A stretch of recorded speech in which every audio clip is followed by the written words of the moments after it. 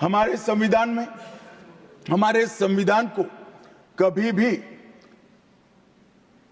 अपरिवर्तनशील नहीं माना गया। समय के साथ साथ देश भी बदलना चाहिए, समय के साथ साथ कानून भी बदलने चाहिए और समय के साथ साथ समाज भी बदलना चाहिए। परिवर्तन इस जीवन का मंत्र है, सत्य है। इसको हमारे संविधान सभा ने स्वीकार किया था। इसलिए आर्टिकल 368 में संविधान संशोधन इसके लिए प्रोविजन किया गया। अभी कुछ राजनेता आए हैं, 54 साल की आयु में अपने आप को युवा कहते हैं और घूमते रहते हैं, संविधान बदल देंगे, संविधान बदल देंगे, संविधान बदल देंगे।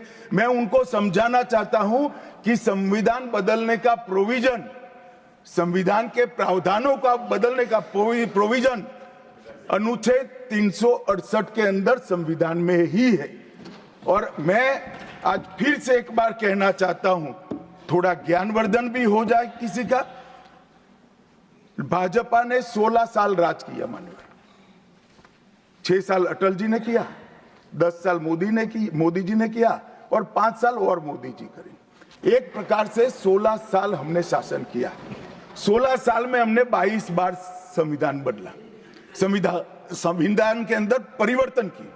और कांग्रेस ने 55 साल करा और 55 साल में 77 परिवर्तन कांग्रेस ने भी किए, कांग्रेस के शासन में भी हुए। अब भारतीय जनता पार्टी और कांग्रेस दोनों ने परिवर्तन किए। ये परिवर्तन का टेस्ट कैसा था, किस प्रकार से किए गए? संवैधानिक प्रक्रिया से भी परिवर्तन होते हैं और संविधान को तोड़ मरोड़ कर, फॉर्मेलिटी कर भी परिवर्तन कर सकते हैं। परिवर्तन करने का उद्देश्य क्या था, क्या हासिल करना था? क्या हमारे लोकतंत्र को मजबूत करने के लिए परिवर्तन किए गए? क्या हमारे जिनको अधिकार नहीं है ऐसे लोगों को समकक्ष अधिकार लेने के लिए परिवर्तन किए गए, या अपनी राज्य सत्ता को टिकाने के लिए परिवर्तन? इस पर से ही पार्टी का कैरेक्टर, पार्टी के चलने की पद्धति और पार्टी का संविधान में विश्वास, ये सबको मालूम पड़ता है। मैं ज्यादा संविधान के संशोधन में नहीं जाऊंगा मान्यवर। दोनों प्रमुख दलों के 4 संविधान संशोधन को मैं लेना चाहूंगा। पहला संशोधन हुआ 18 जून 1951 में। संविधान सभा ने ही ये संशोधन करना पड़ा, क्योंकि संविधान बनाने के बाद, संविधान स्वीकारने के बाद आम चुनाव में जाने तक का भी धैर्य कांग्रेस पार्टी में नहीं था। अभी लोकसभा नहीं बनी थी, अभी राज्यसभा नहीं बनी थी और संशोधन लेकर आए। अब उसका उद्देश्य क्या था? 19A जोड़ा गया। 19A जोड़ा गया, वो किस लिए जोड़ा गया? अभिव्यक्ति की आजादी पर स्वतंत्रता को, अभिव्यक्ति की आजादी, अभिव्यक्ति की स्वतंत्रता को कर्टेल करने के लिए पहला सुधार आया। और किसने किया मान्यवर? उस वक्त प्रधानमंत्री कौन था? श्रीमान जवाहरलाल नेहरू उस वक्त प्रधान।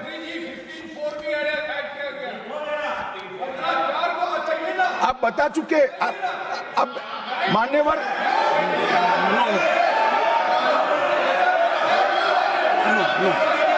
No sit down.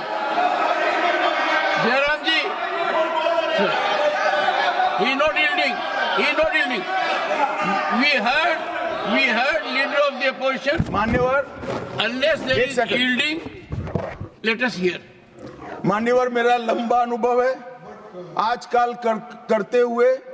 मुझे 30 साल हो गए विधानसभा और लोकसभा राज्यसभा में बैठे हुए।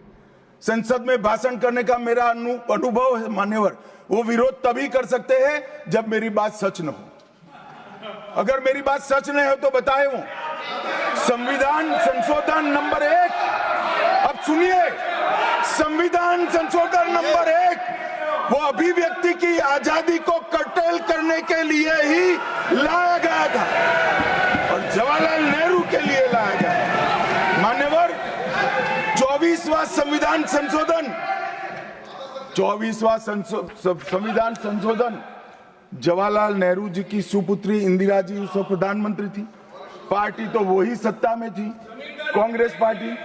5 नवंबर 1971 को संविधान में संशोधन किया गया, 24वां संशोधन, और संविधान संशोधन के माध्यम से संसद को मौलिक अधिकार, नागरिकों के मौलिक अधिकार कम करने का अधिकार दे दिया। तो एक प्रधानमंत्री कांग्रेस पार्टी के अभिव्यक्ति की स्वतंत्रता का टेल करते हैं, दूसरे प्रधानमंत्री उसी परिवार से आते हैं, वो नागरिकों के मौलिक अधिकार को कर्टेल करने का अधिकार लेते हैं।